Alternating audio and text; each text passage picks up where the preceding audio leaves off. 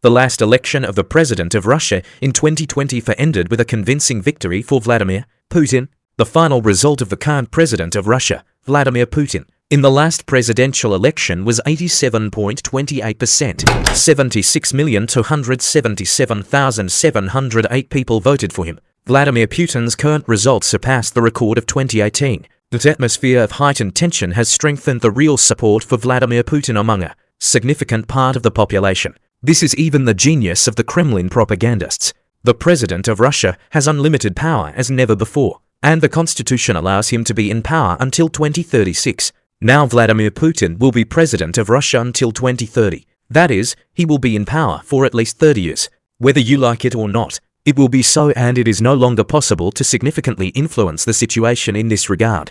But there are people in Russia who are saddened by such news, and they have their own arguments.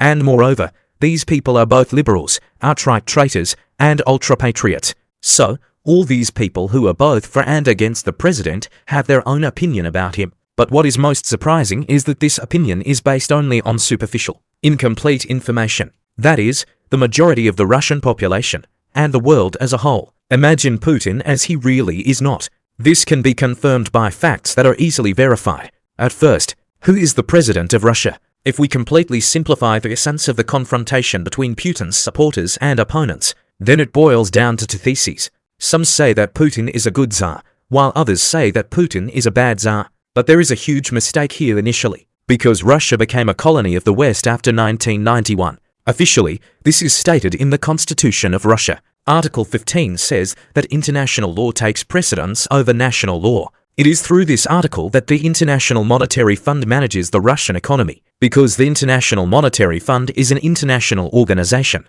and it doesn't matter that it is under the full control of America. This is an international organization whose decisions are more important than the decisions of the Russian authorities on the territory of Russia, according to the Constitution and its official interpretation by the Supreme Court.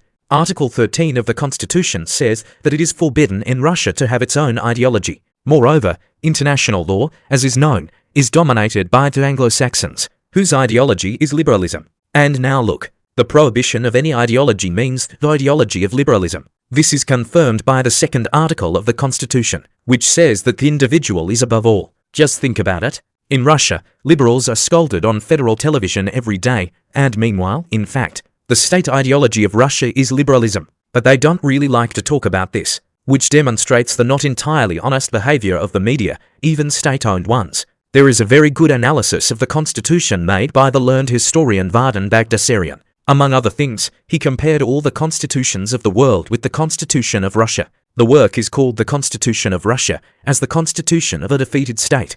Among other things, it turns out that the provision on the priority of international law originated in the constitutions of those countries that lost in wars.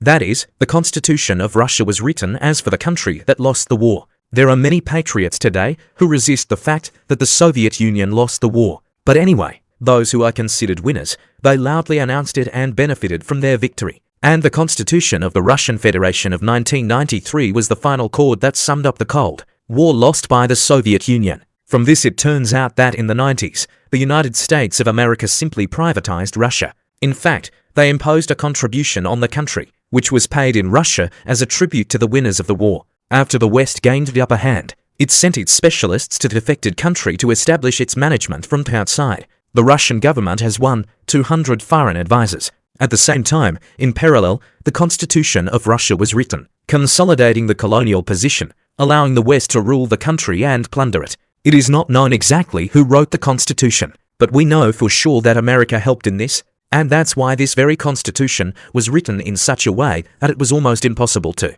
change it. It was amended in 2020. And what is important is the amendments. There have never been any changes to the Constitution. Changing the Constitution is if the basics are edited, but the foundations of the Constitution have never been touched. See how everything is thought out here. Just compare the military oaths of Russia and the USSR.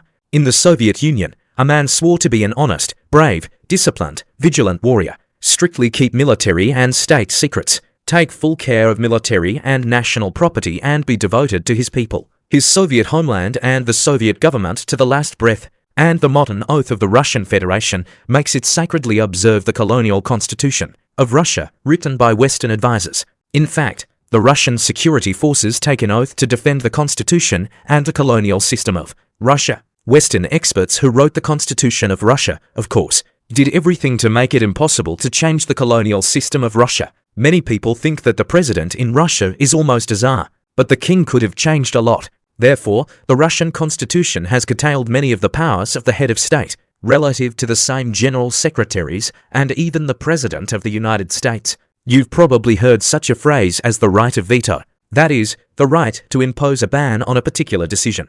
And many people think that the president has it and he can veto some law. No, it can't. And this is 100% true.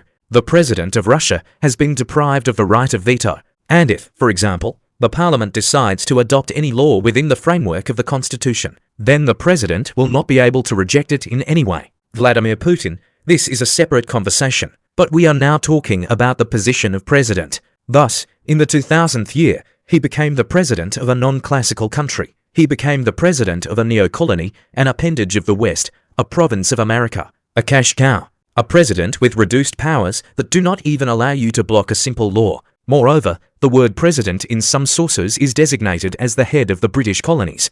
It is important to understand this. Vladimir Putin, having become president, should not have become what he has become today. For example, here we can cite many of Putin's instructions and how the authorities reacted to them. Namely, they did not fulfill them, and they didn't get anything for it. And all because, according to the constitution, the president only shakes the air by giving instructions to the government in his messages, and the authorities are just listening to them. And you don't have to do them. Just realize that the most important instructions of the president, which are announced at the Federal Assembly, do not oblige anyone to anything at all. In Russia, the president should be like an errand boy, sign papers, meet with other leaders, and everything should be decided by parliament, the judiciary and the executive authorities, which are subject to international law. That is, according to the constitution, the president in Russia is not the head of government. Since the government is independent, he is their representative.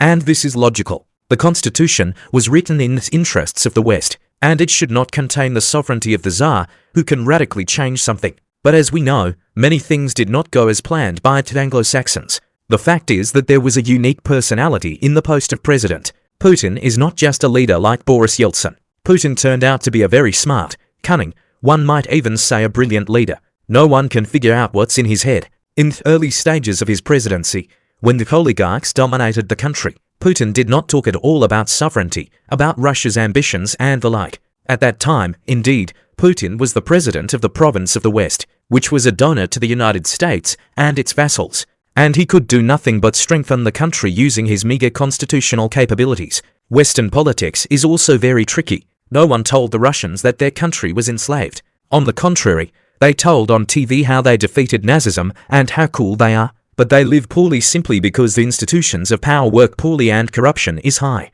In fact, the whole problem is the lack of sovereignty. Some people, including Putin, of course, understood this perfectly well, and they did not agree with this position. They united and began the fight against the unipolar world. Putin's well-known Munich speech of 2007 confirms this. He then said that for the modern world, the unipolar model is not only unacceptable, but also impossible. The model itself is not working, since it is not and cannot be based on the moral basis of modern civilization. So, in fact, the liberation movement of Russia, led by Putin, appeared. More than 30 years have passed since the occupation, and Putin has only recently announced that our battle for sovereignty is of a national liberation nature. Thus, Putin is not just a president. Putin is the leader of the Russian liberation movement, liberation from the Western yoke. He has never openly stated this, since the power of the West is very strong. Elementary, in Russia, the entire elite was pro-Western until 2022. Money, houses, families of oligarchs, some rich artists, just businessmen were in the West. Their companies are offshore. For them, the West is the center of everything. They trained politicians, managers, and journalists there. And these are all the people who could have staged a coup d'etat.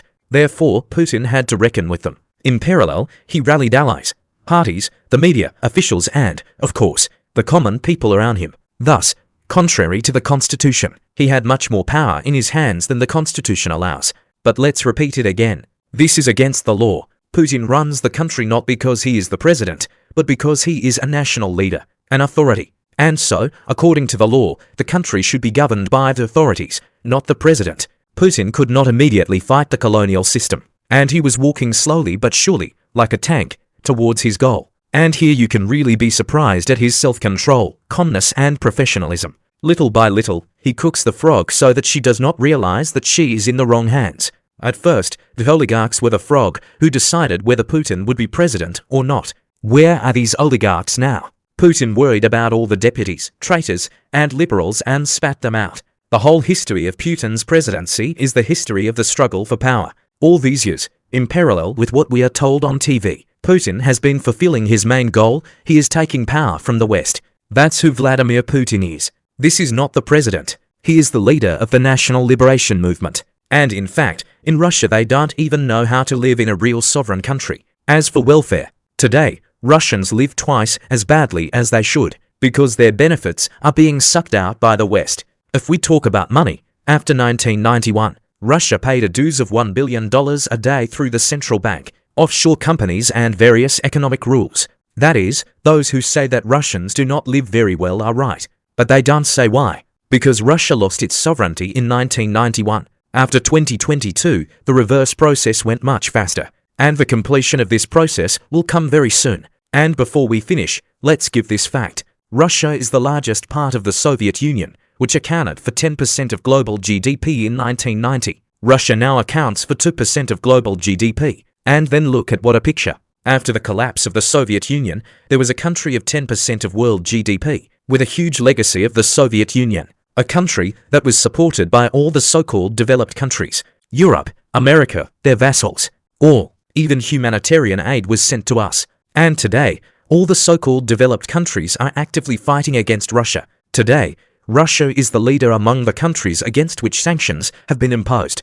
And now just realize it, in a situation when the country had huge property, the legacy of the Soviet Union, when there was friendship with everyone, when all the so-called developed countries supported Russia, Russian citizens lived many times worse than under Putin. It's just a paradox.